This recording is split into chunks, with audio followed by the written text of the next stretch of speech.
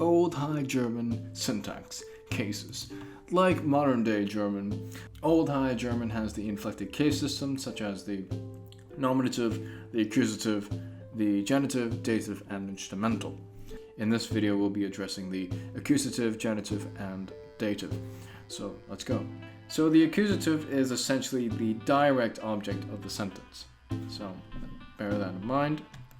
So the thing is, there are some verbs that take the accusative. An easy one would be essan, meaning to eat. Ich issu, then Apfel. Ich issu, then Apfel. I eat the apple. So the word the, as seen here, or then, if you will, and Apfel, they're both in the accusative case. Just to give an easy example. Moving on. Some verbs take the accusative and genitive case, and this depends on the context. All right. So we have a list of verbs here. These are not all the verbs that take the accusative and genitive. How does one find this out? Well, you have to see the verb in action. You would have to look at period texts and, by extension, look at other old Germanic languages in their text and how that same verb is used. All right? Because the thing is, the further you go back, the more similar languages were. So let's move on. So we have achten, meaning to persecute, beton, to wait for, begehen, meaning to confess, koston, meaning to tempt. So this can take the accusative or genitive depending on the context. Moving on. There are verbs that take the genitive. The genitive case is, well, you could say it's the possession case or whatnot, but it's not limited to that. It has other functions like describing things and stuff of that nature.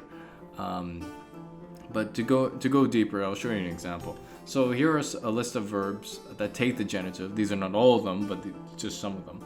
So we have gehan, which means to confess, koron, meaning to taste.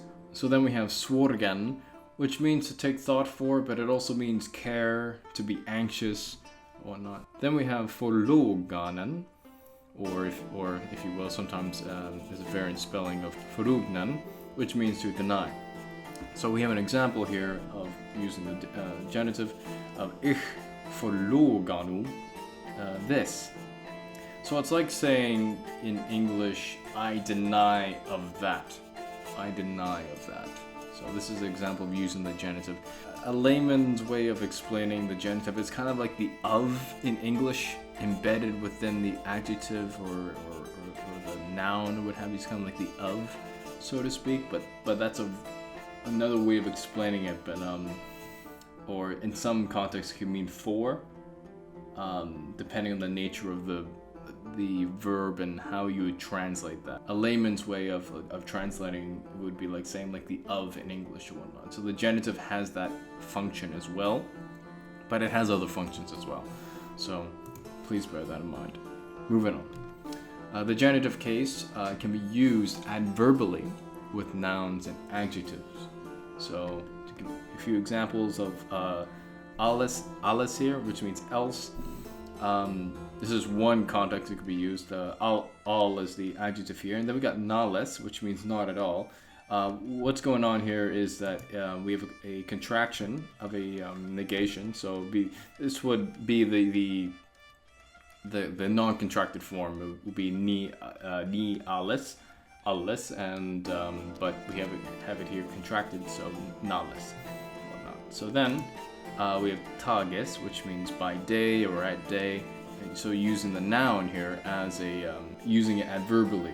Then we have heimwartes, which means homewards. Nieuwes means recently. It's taking the word new, the adjective new, and making it recently, making it to mean recently. So nieuwes, of new, if you will, new.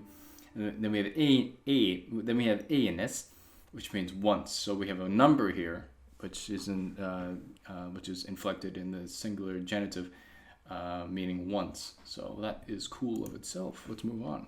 Then there are verbs that take the dative case. The dative case, for those of you who are not familiar with the inflected case system, the dative has to do with the indirect object of the sentence. All right, but there are verbs that take the dative case, and we'll just go over a few of them. So there are a few verbs that take the dative. So we have fluhon, to speak evil of, fold again, meaning to follow, helfan, to help, Beornwulf, to serve. And we have a small example that I made up here. Is that ich hilfu demo manne, I help the man. This is a really direct translation. I mean, I help the man. You could insert more words there when addressing the dative, because like the dative, the way it's sort of used, like it's kind of like omitting prepositions, you know, like in a way that you can omit prepositions and whatnot when you put things in the dative. We see that with Old English, and I would imagine it would be the same thing in Old High German. So ich helfu demo manne. So I help the man, or I help upon the man, if you will, because we insert that that dative meaning in the translation. So by extension, nouns and adjectives as well in the dative can be used adverbially, as seen in Old English. This is not okay. These words down here, yenum. This is in the plural dative, meaning forward. And we got huilum. This is Old English, not Old High German, but this can provide some inspiration, for usages in Old High German. We have huilum, which means sometimes, and it's in the plural dative. All right. So anyway, guys, thank you for watching. Please subscribe if you're new, and if you really like the channel, please become a patron at my Patreon page down below. Thanks for watching. Bye bye.